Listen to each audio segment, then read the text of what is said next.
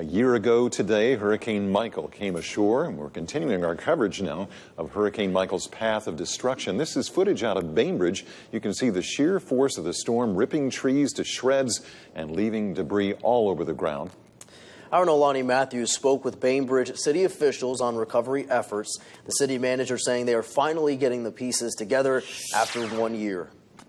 The widespread nature of this was incredible. The sights and sounds filling Bainbridge days after Hurricane Michael. There was no part of town that was not impacted. To then, 6 months later, thick debris still mounting and homes still needing repairs. I think the enduring image of Hurricane Michael for here will be the blue tarp. Now, 1 year later, city manager Chris Hobby says they're almost recovered. We were blessed in a way because as the storm passed through and we started to recover, then we started seeing all this other activity coming into the downtown area. The city says it's their renaissance. New business renovations and final storm repairs, keeping downtown under construction. Just awesome patience from our merchants downtown as they work through, dealing with the aftermath of the storm. However, while merchants excited for the growth, the patience of some wearing thin. Well, if you look outside my store, the building next to me, I have been patient for months. 20-year shop owner Denise Webb says it's not the storm's cleanup, repairs, or lack of sales. The parking downtown is a big concern.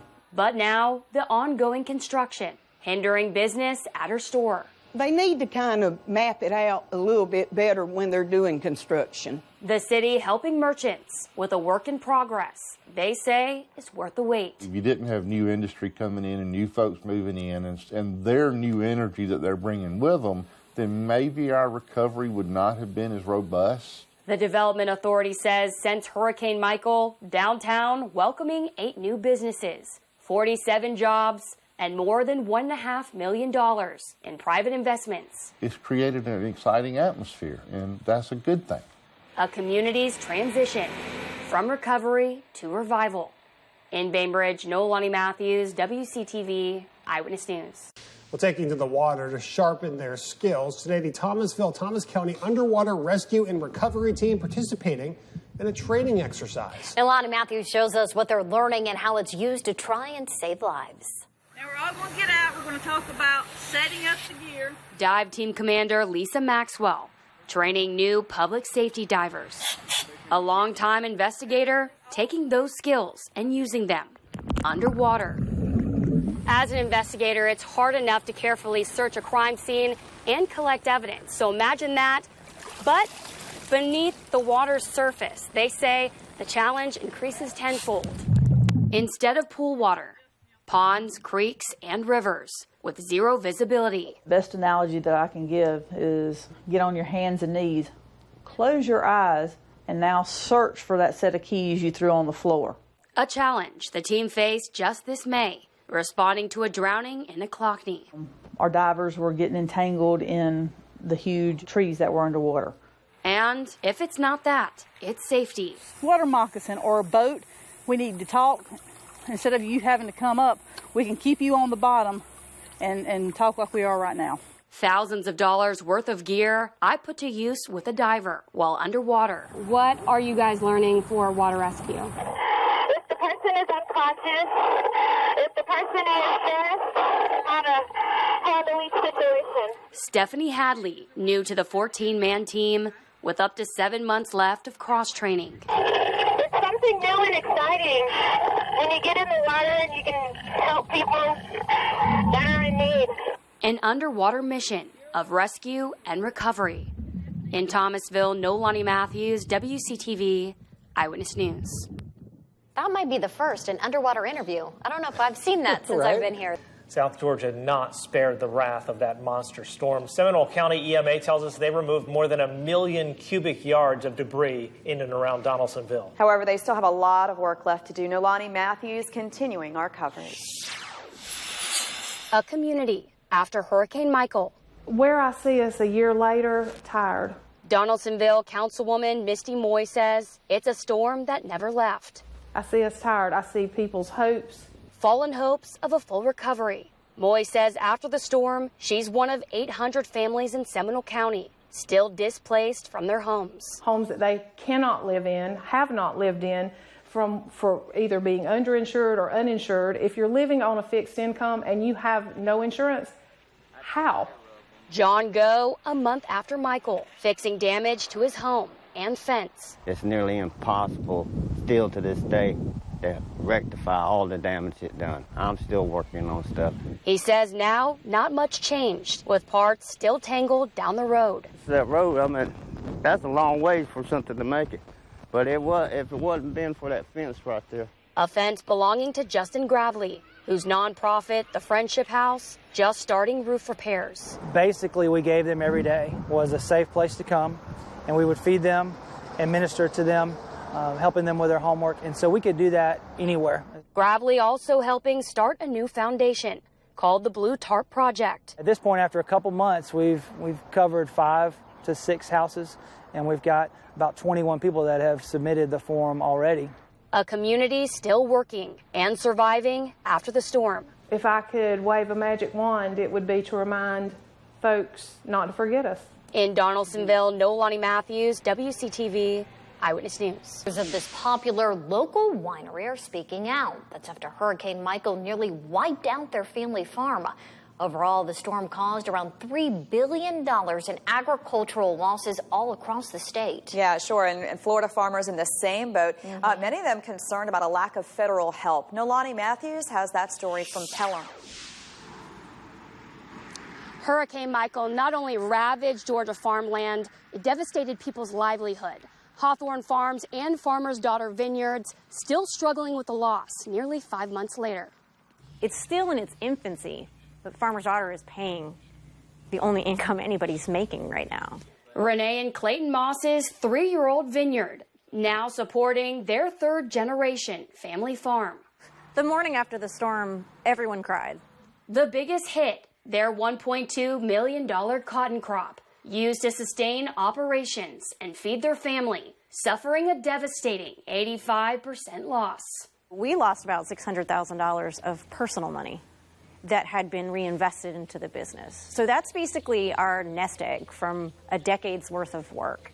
Add on the expenses for cleanup and harvest. The Mosses left disappointed after lawmakers' promise for disaster relief funds failed to make the federal budget. We felt used, completely used. They're grown men that lost generations of wealth. They say disaster assistance needed now more than ever, with bills due this month. So we take the losses from last year compiled with expenses from this year. It's going to get real tight real quick. A $3 billion disaster relief package was introduced this week as the U.S. Senate reconvened. It hopes to help farms like this one recover from Hurricane Michael. Reporting in Pelham, Nolani Matthews, WCTV Eyewitness News.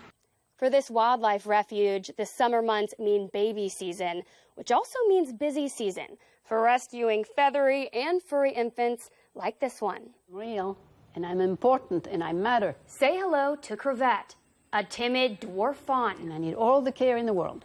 Georgia DNR finding it abandoned and knowing just who to call. They said that they were going to bring me something I've never seen before, and they were right.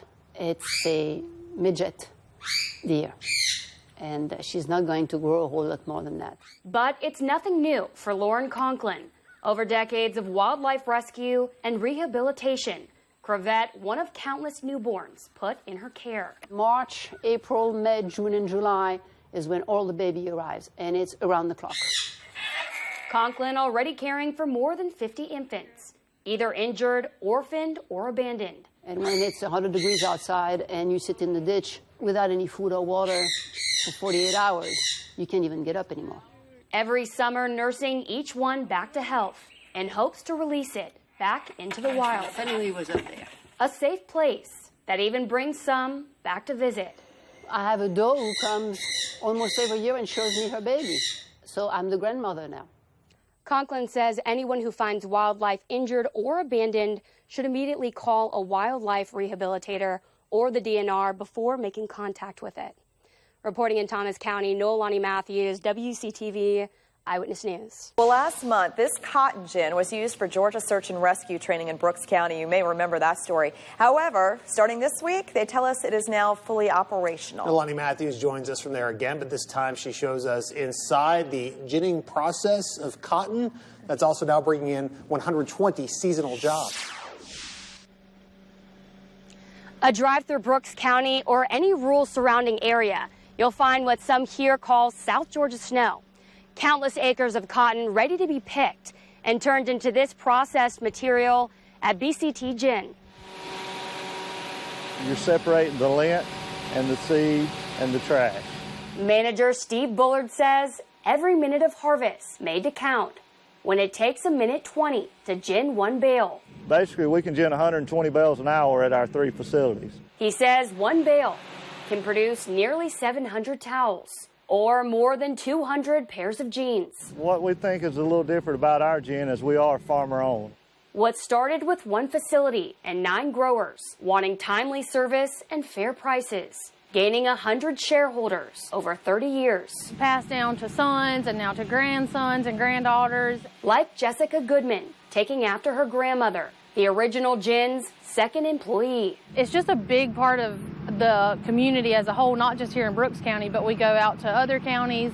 A community of cotton from field to fabric, weathering through hurricanes and Chinese tariffs. You know, even though we've got a good crop, if this market doesn't get up, there's going to be some farmers that struggle to hold on. They say the gin will run until the end of this year.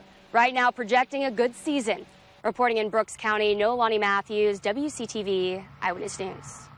BCT Gin says last year after hurricane damage, they ginned about 30,000 fewer bales. In their best year, 180,000 bales of cotton. And really cool to get an inside look there at the cotton gin. I remember when I first moved here and I saw a field of cotton, I literally pulled my car over because I was like, wow, so this is how it happened. Well, that too, and the bales, to me, I've seen bales of hay plenty of times. I've never seen a bale of cotton until then. Yeah. Looked comfy.